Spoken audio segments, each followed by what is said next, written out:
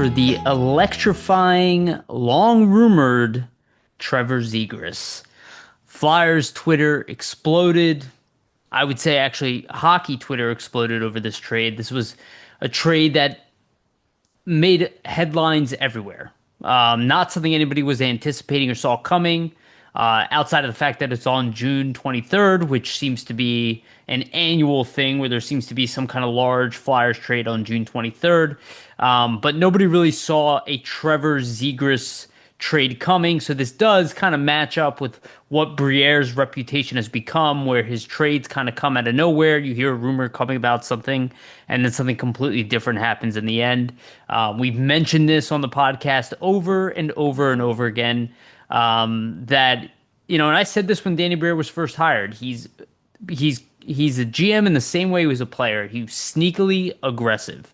So you usually did not see it coming, but he always came up in the big moments, and it seems to be that is his reputation as a GM. So let's go through the trade. We're gonna do a long, full episode tomorrow. I just wanted to get something out there today just to talk about this trade. So the trade details are as followed. The Philadelphia Flyers received Trevor Zegras, his full contract, no money retained, obviously. The Flyers send the other way. Ryan Poehling, a 2025 second round pick, the 45th overall, which belonged to Calgary. It came over in the trade for Morgan Frost and Joel Farabee. Joel Farabee actually was a teammate of Trevor Zegras's back in the day for the UNTDP. So that comes kind of full circle there in a way.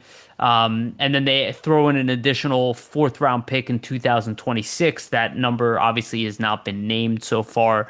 The Flyers could also look to add another mid round pick down the line to kind of compensate for that. But overall, this is exactly what I talk about. I say it all the time that, I see all these trade rumors online, and every trade has the Flyers giving up more than what I would be personally comfortable in a trade. I would say I would have been even comfortable giving up a little bit more in this type of trade, but the fact that the Flyers were able to walk away with giving away a very solid bottom six forward in the NHL overall, and a very important player to the Philadelphia Flyers, especially when it comes to their penalty kill, their defensive game, and their ability to generate speed up the middle.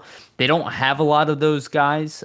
They do have penalty killing guys left remaining with Couturier and Noah Cates. But Poehling is going to be kind of a big loss in that respect. I see a lot of talk about, oh, they gave up absolutely nothing. They did not give up nothing, but they gave up less than what you normally would see for a player of this caliber. Now, Zegras' stock has kind of fallen.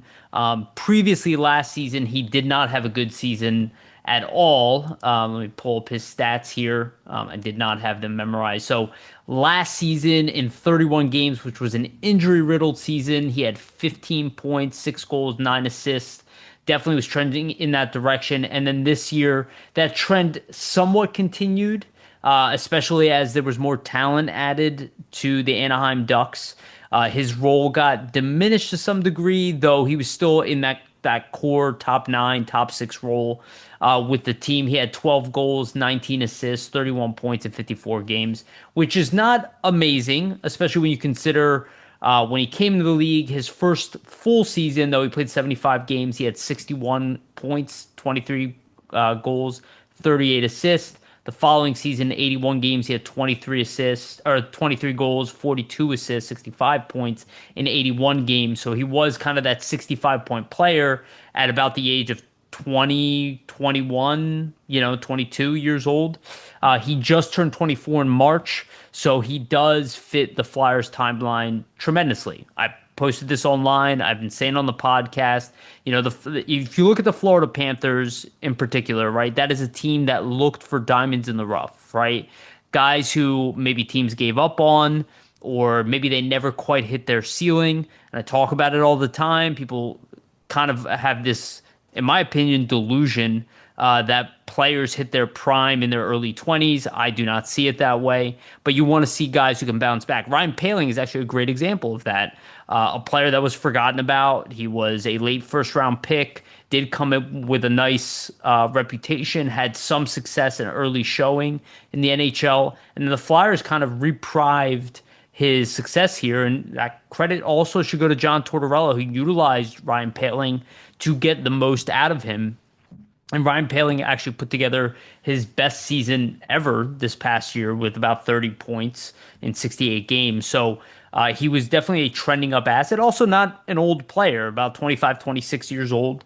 So the value itself, while I won't say the Ducks got the value for a guy they drafted ninth overall, they didn't get nothing. They got a valuable second round pick, something they didn't have. They didn't get their second round pick back from the Flyers, which is number 40, but they did get the 45th, and then to compensate, they got the fourth round pick to add on top of that. So they did get their pick back. And then you look at the fact that they did get at least a valuable roster player, a guy that will fit in their bottom six. And probably play a large role defensively for their team, which does have a slew of offensive talent. And about where they're picking this year, Roger McQueen is a guy who keeps getting mocked to them in the NHL draft, right? They're going to try to bring in another guy to compensate, and they do have a slew of young talent. So a guy like Ryan Paling, who is also a good leader, does kind of fit the mold. So at least they got something that definitely fits their team, and they got a semi high value second round pick, right? Not a late second round pick, kind of middle tier, but generally in a place where they could draft another valuable roster player. So they didn't do amazing in this trade. And this is what I talk about. You want to come in with a position where you're not in a position of need, right? Where you look at Anaheim, they were in a position of need. They want to do some things in the offseason. They wanted to get rid of Trevor Zegras. They kind of waited too long to trade him. They probably had a much higher ask when the Flyers initially approached them. A lot of trades take a lot of time to actually manifest, much longer than they're rumored publicly. And you look at the fact that what they kind of walked away with, because the Flyers had all the leverage, right? They had the cap space. They opened that up. They had the picks. They opened that up and got those picks again in the Frost Farabee trade, which, again, everybody mocked the Flyers for the value returned on that. So far, they seem to have done pretty well with that plan. And that's something people should consider with Anaheim as well. If they're removing that type of player and freeing up about $4 million in cap space, slightly under, they're going to use that money on something else. So the road is not done for the Ducks either. I assume they're going to use that money to try to add.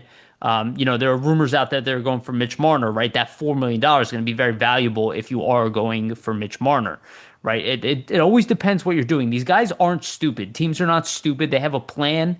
And typically, if you're not in a powerful position, we see the Mason Marchment trade where they get like a third and a fourth for a pretty valuable veteran in a lineup with massive size, right? It's less than he's actually worth, but they need the cap space because they want to retain onto their team. So this is kind of not the same thing, but it's the same thing where the cap space becomes valuable to the Ducks as well. And that's not really talked about a lot. The Flyers did take on a larger contract. However, if he hits at the very least what he was doing, there is nothing wrong with paying a guy $6 million a year for 60 points a year, right? Especially the type of player that Trevor Zegras is.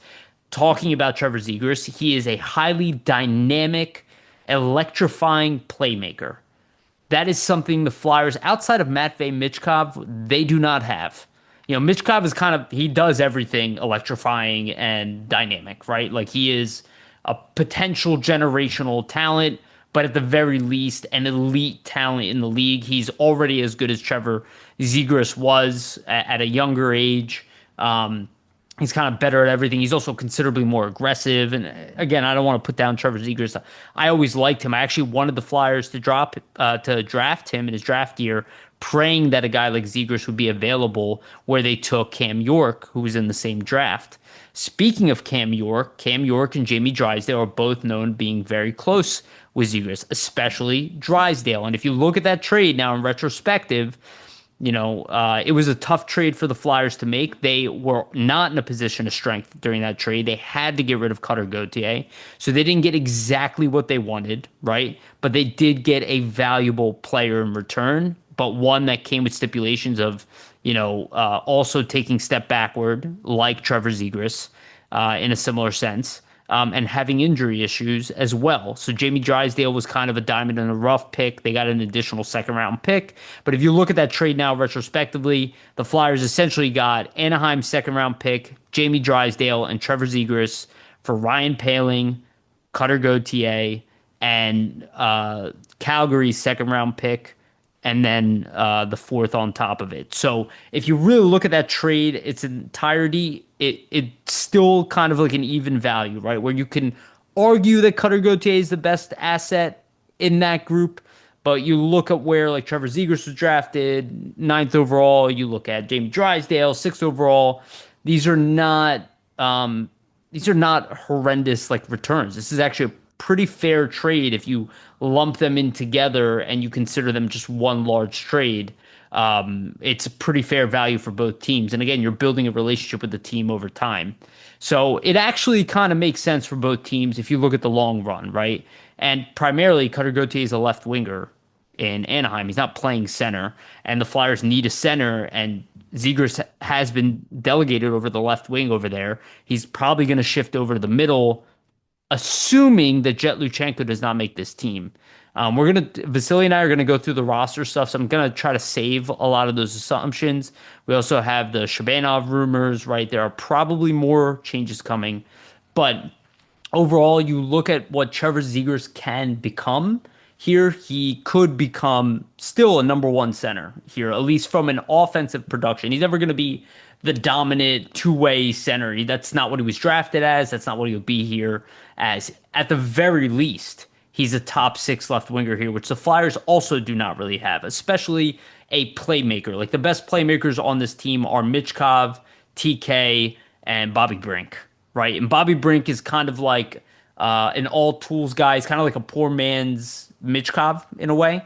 He's a smaller guy with the ability to set up plays and score goals, but he obviously much lower ceiling than Michkov. And TK in the same sense is like, he's more of a Brad Marchand. So he can score, he can set up plays, he's gritty, he kind of does a little bit of everything for you. Now, Trevor Zegras is definitely shifts more towards that Claude Giroux, right? The same reason where that somebody like James Hagan is so appealing to the Flyers, at least Flyers fans, or even O'Brien, right? We lacked that dynamic playmaking guy who could play center for sure. And we definitely didn't have one on the left wing, right? With Michkov, it kind of changed everything. We were able to put him on the left, on the right. But we need more players with that level of skill. If you go online and you watch the highlights, just the sheer highlights for Zegras, which is not a good tell of a player's overall NHL impact, but the guy is a highlight reel machine. He will not only help on the power play, which needs considerable help, and he's not necessarily like a power play only type of player. He's actually very good at 5-on-5 production. So that does fit in with this current team.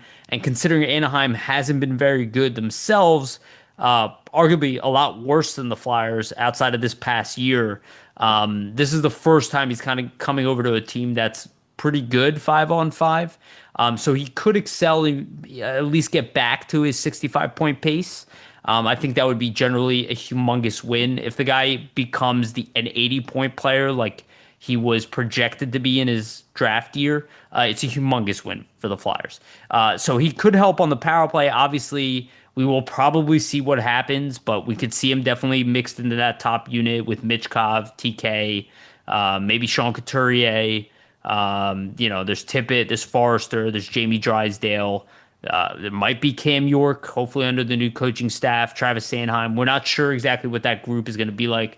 Kind of throw out the book with the power play before that. We got a whole new coaching staff now. So there will be probably a slew of changes there. But it can be assumed that Zegras, with his ability to play make, his sleek hands, his ability to be highly deceptive on one-on-one battles. And when somebody like Jason Martinez talks about the lack of predictability on the power play, his point is valid, But I think the lack of the becoming unpredictable on the power play is up to the individual players, not the system itself. You want the players to be able to be unpredictable. So they need to be deceptive. They individually need to be able to think quickly. But the power play itself needs to be highly structured and open for those moments, right? So everybody needs to know their role, but have the ability to be deceptive. So he's going to be probably a pretty big trigger man on the power play, assuming he comes in all good. He should be very excited to come over here because not only is his best friend on the Flyers, who came over with earlier than him to Philly, but he actually is from New York. So he's an East Coast guy. He's going to be closer to home now. I mean, if I was in his position as a 24-year-old guy, you've been on the West Coast the whole time. You know, you kind of been all around. You're American, so you're staying in America. You're not going to Canada, and you're going closer to home. You're about 2 hours away from home. Your family can come see you.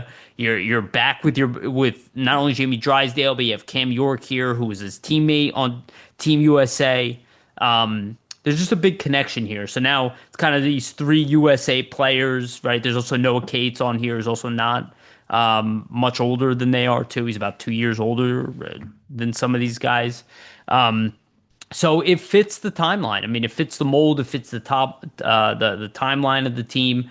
And quite frankly, Danny Briere did a great job in this trade. This is the exact type of trade that you want to see Danny Briere make, right? I talked about it. I don't think he's done here. He's going to be looking for more of these diamonds in the rough, right? We're going to talk about it on tomorrow's show. I don't really want to get too into it, but there are other names out there. Obviously, Marco Rossi is a big trade. He definitely falls under this category, even though he's had NHL success. You know, there's a guy like Bowen Byram. There's other guys that we are not talking about at all, that we are not aware of, that they don't even meet our Twitter standards, right? And a guy like Ryan Poehling falls into that, right? Because now the Flyers have a hole at fourth line center, and I'm not convinced that Rodrigo Abels is going to be penciled into the lineup day one. I don't think that's why he was re-signed necessarily, though he does have NHL value. We'll talk about that tomorrow as well. There's also the issue where Shabanov, we don't know what's going on with him too, so we got to figure out that scenario. We'll talk about that tomorrow as well. But overall, this Trevor Zegras trade, just sticking to him. I'm a big fan of this guy. I wanted to draft him in his draft year. I think his game does have holes in it, but I still see him as a project. I see most guys in their early 20s, up until really the age of 27, that's kind of where I expect you to be like, okay, you need to be pretty much a finished project by the time you're 27 years old. We saw with guys like Scott Laughton. 27 years old is when he was playing the best hockey. See Ryan Poehling's 26, you see how his career is going up. It pretty much happens to majority of players unless they really just tailor off, which happens to a lot of guys like Jonathan Drouin out there. He kind of revitalized his career, right? And with defensemen even more, that 27 number exists. Some guys can hit it earlier, but again, like Trevor Zegras, he came in flying high, had some road bumps in between, but it doesn't mean he can't rebound to be at least a 65-point player. There's no downside to this trade for the Flyers. He's going to be an RFA at the end of his contract. They're going to have control over him. Hopefully everything works out. Will he fit in with Tocchet? I believe so. I think Tocchet is beloved by the hockey community for a reason. I think he gets it. I think he speaks player. If that makes sense. He is a player's coach. He's also a tough guy, which I think is what men in particularly look for.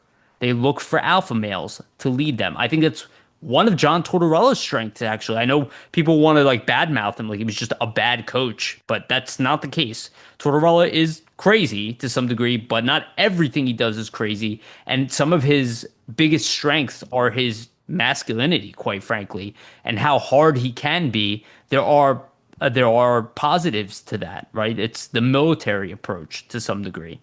Whether the game is changing or evolving or all that, I think communication is evolving, and I think Tocchet fits that. And the fact that I heard a story already about Tocchet reaching out to Denver Barkey, kind of, in the background, building relationship with young players. I don't think the Flyers would have made this trade for Zegras unless Tocchet was at least his opinion was asked, right? You're not going to bring in a coach that you suspect is going to be here for 5 years and then invest in this type of trade and be like, I'm going to throw it, we'll see how they get along. You get Tocchett's opinion.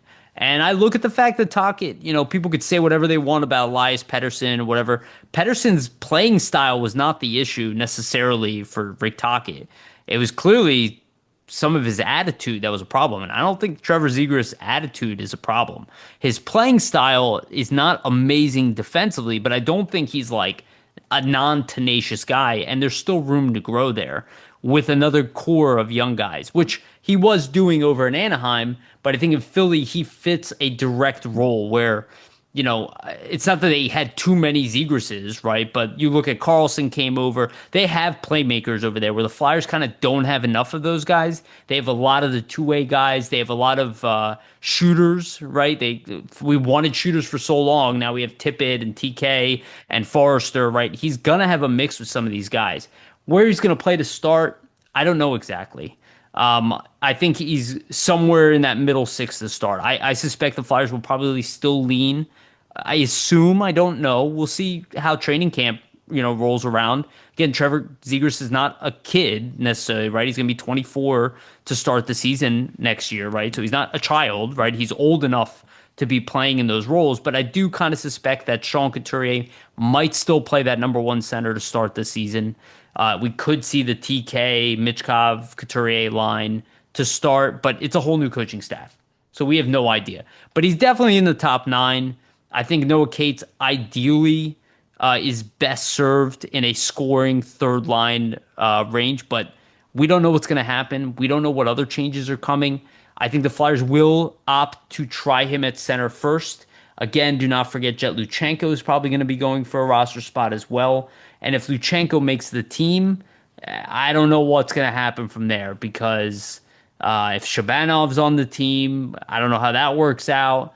Again, if you look at it right now with Luchenko, the top 9 is full, and Luchenko will play center over a guy like Trevor Zegras just because they're going to develop Luchenko as a center. So it also makes me pause on maybe the fact that they might wait even longer on Jet Luchenko, and this might make it even more possible. And then the following year, we don't know what's going to happen in the draft, right?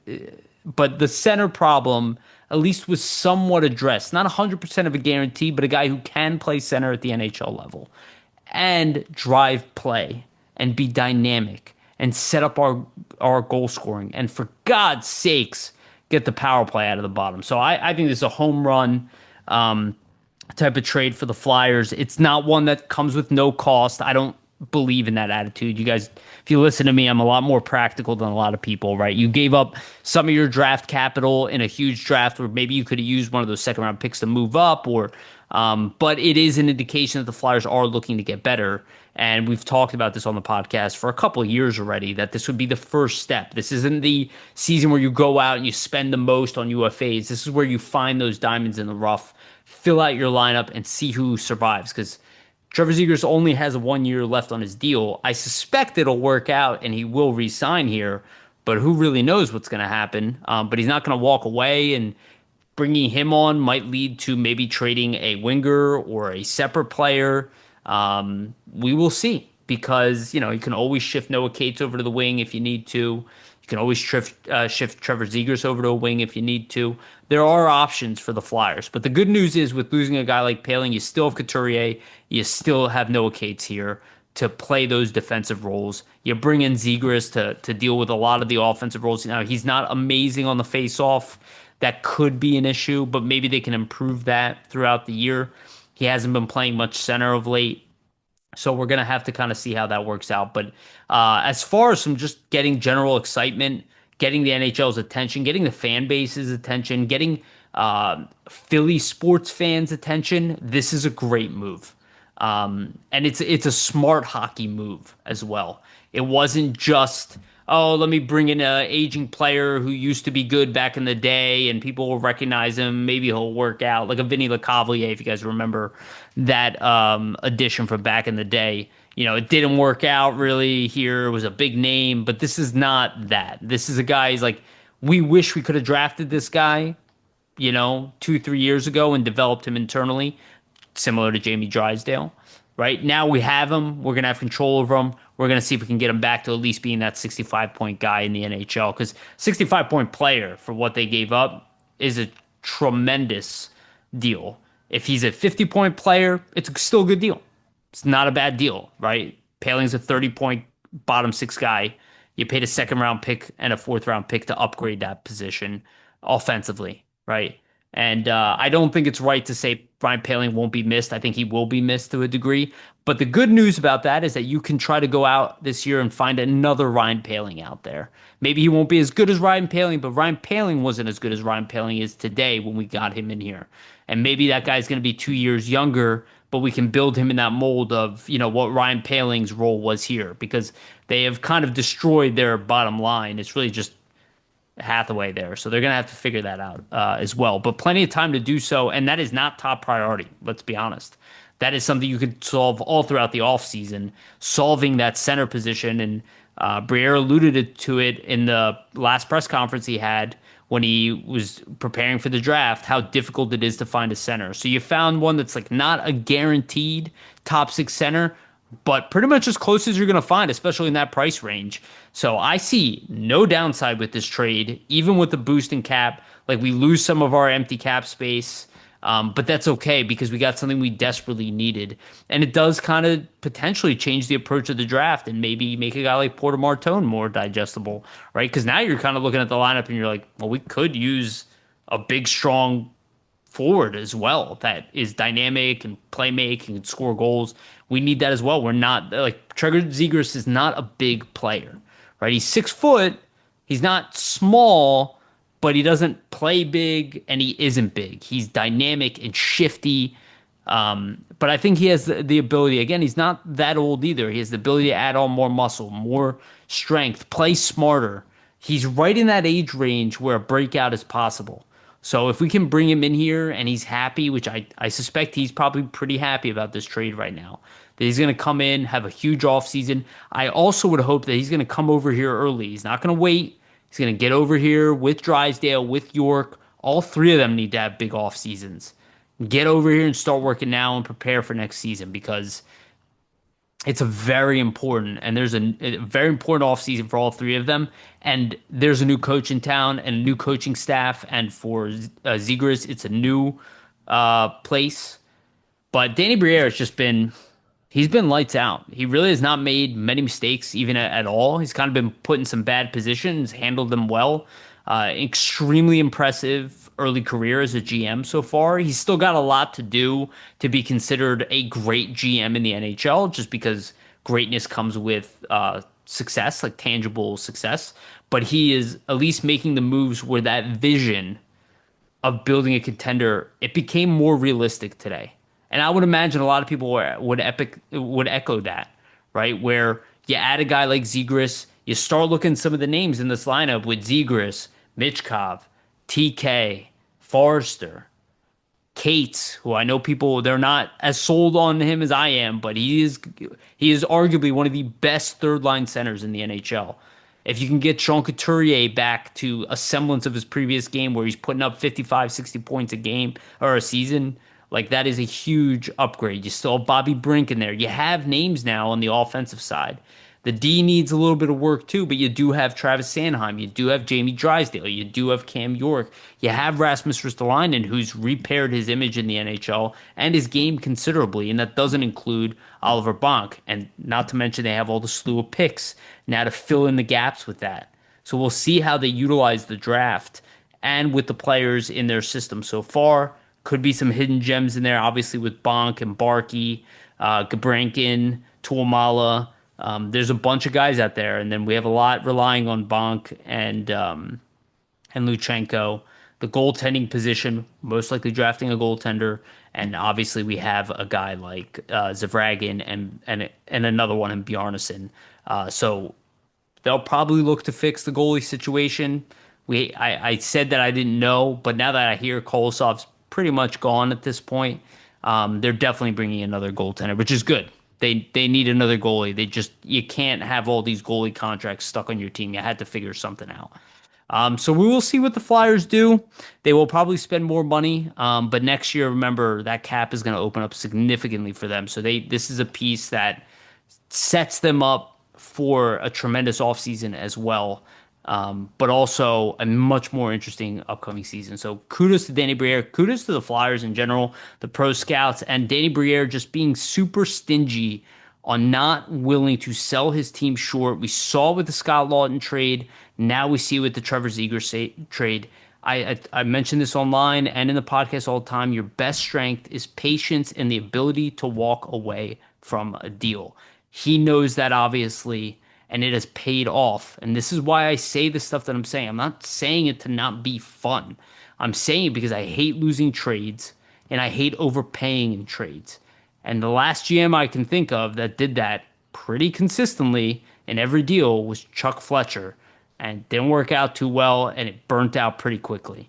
I think what Danny's doing could set us up for that long stream of success that we really need to chase the Stanley Cup. So welcome, Trevor Zegras. We're definitely